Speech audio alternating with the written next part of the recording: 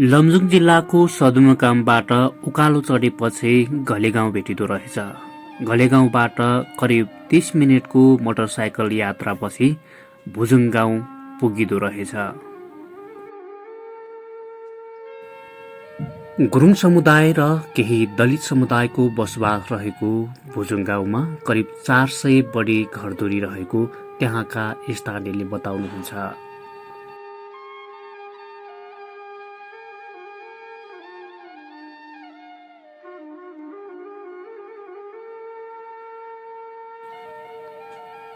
भुजुङ गाउँमा पुगेका जो कोहीले पनि त्यहाँको सरसफाई र गाउँको बनावट देखेर गाउँलाई कसरी सुन्दर बनाउन सकिन्छ भन्ने ज्ञान आर्जन गर्ने थलोको रूपमा लिन सक्छ।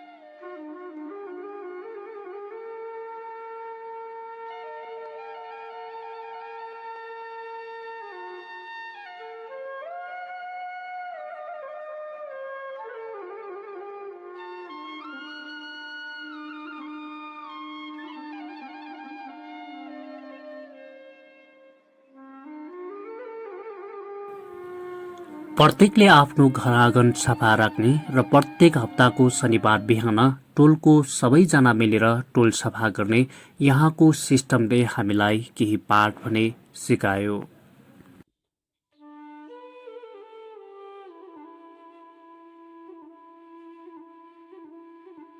बाटोभरि टम्म ढुङ्गा मिलाएर राखेको रहेछ अनि बाटोको प्रत्येक चोकमा डस्टबिन पनि राखेको रहेछ। त्यहाँका व्यक्तिहरूले डस्टबिनभित्र केही देखिएका फोहोरहरू राख्दा रहेछन्।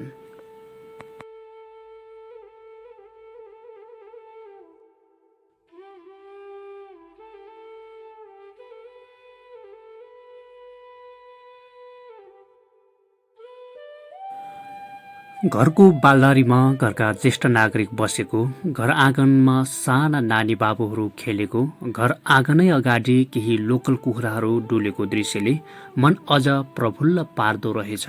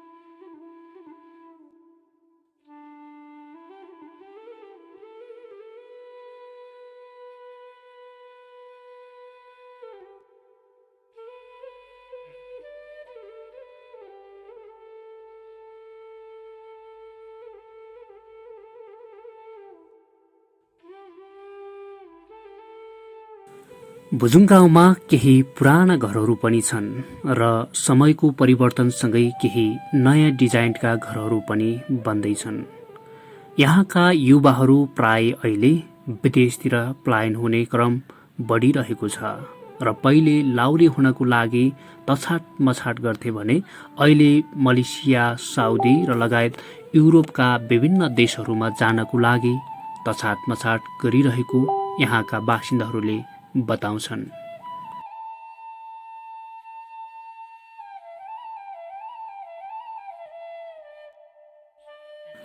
बाटो सानो र साँघुरो भएकाले र गाउँ निकै ठुलो भएका कारण जो कोही पनि नयाँ पुगेपछि त्यहाँ अल्मलिन सक्छ।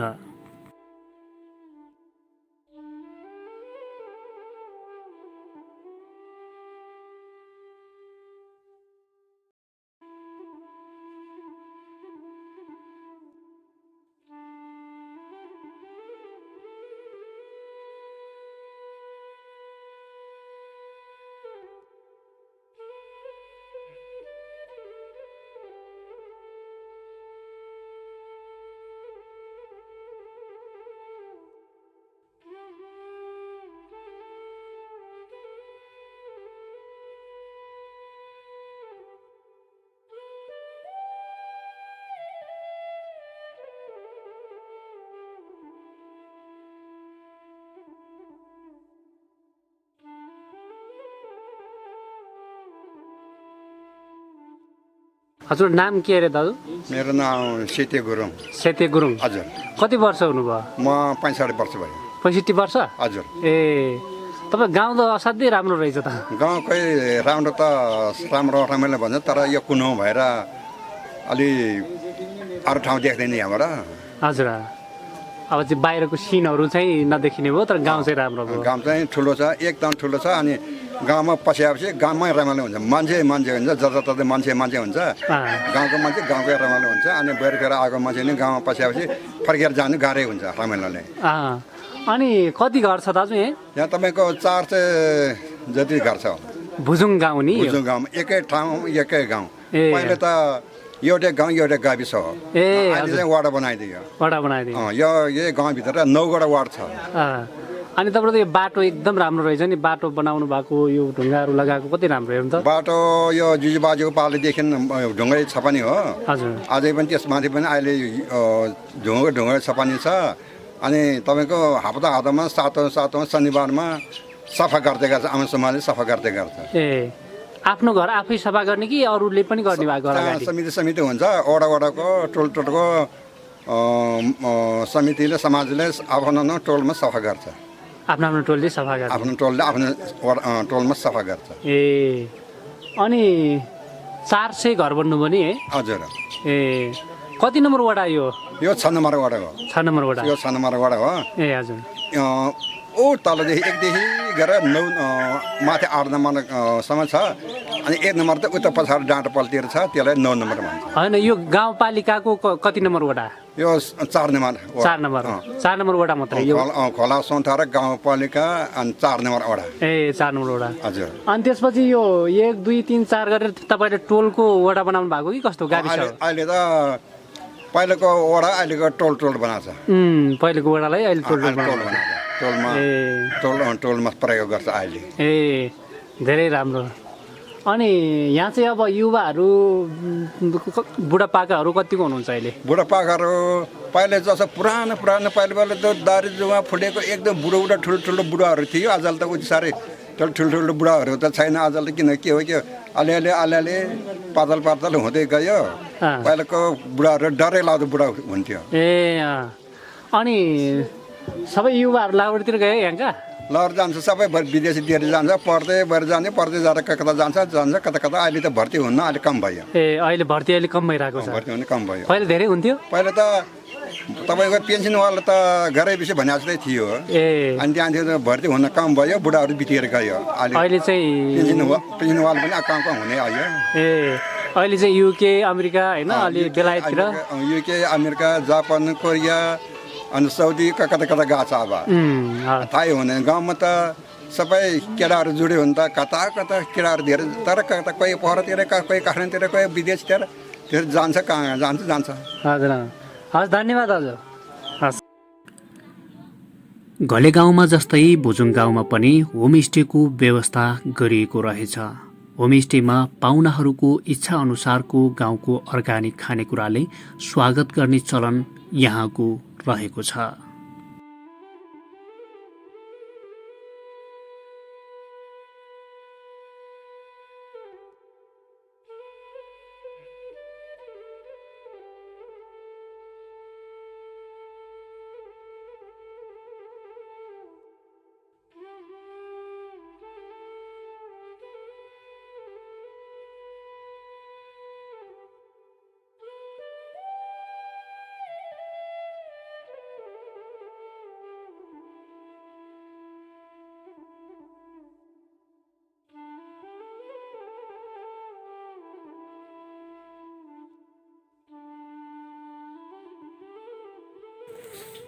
भुजुङ गाउँको मुख्य खेती धान, मकै, कोदो, सिमी, भटमास रहेको छ भने पशुपालनमा गाई, भैँसी, बाख्रा र कतिपयले भेडा पालन पनि गर्दा रहेछन्।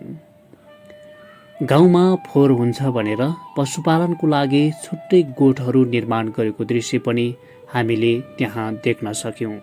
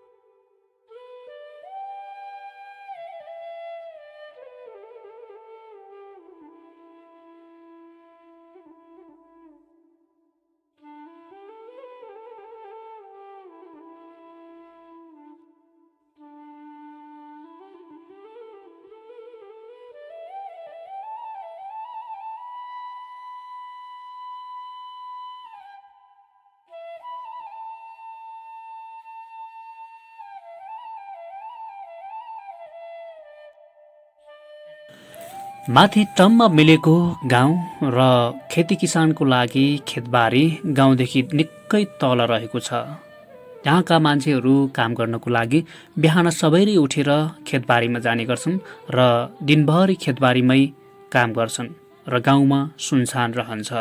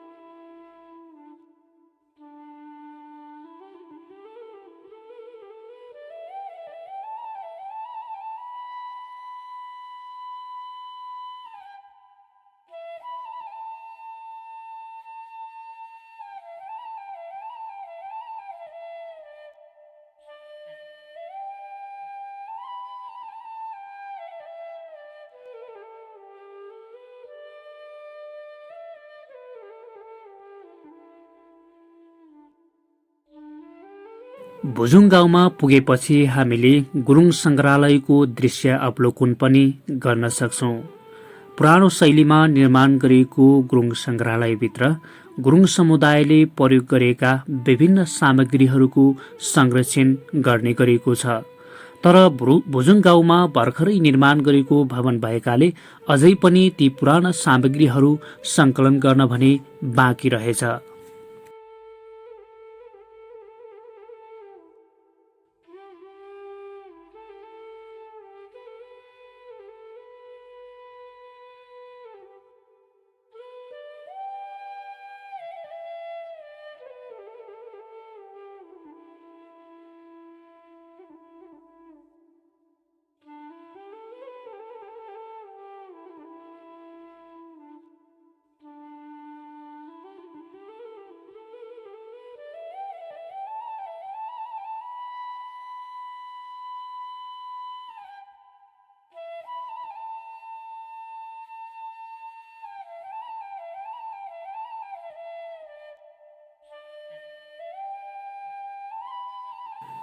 यो गाउँमा काम गर्न सक्ने दिदी दाजुभाइहरू खेतबारीमा जाँदा रहेछन् भने काम गर्न नसक्ने बुढा मान्छेहरू घरमै बसेर चोयोबाट बनेका डोका, मान्द्रा लगायतका सामग्रीहरू निर्माण गर्दा रहेछन्।